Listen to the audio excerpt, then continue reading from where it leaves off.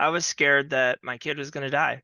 Gino says 2 years ago his financial situation spiraled after one of his sons was diagnosed with type 1 diabetes. He says he struggled to keep pace with payments for the life saving medication. Insulin was coming out of pocket. I wasn't making enough at the time to make sure that I could get from the 25th day of the month to the 30th day of the month without bankrupting myself. The single father of three was working, but the bills were piling up and he was behind on rent. So he applied for the Basic Income Pilot Program, Growing Resilience in Tacoma, or GRIT, and was accepted. I don't even want to know where I'd be if I hadn't got that one break.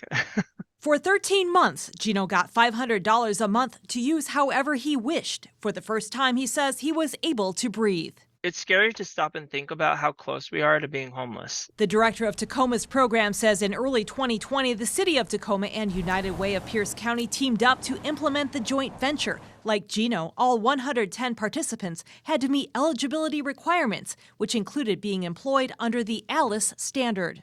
The ALICE standard is an acronym for Asset Limited, Income Constrained, and Employed.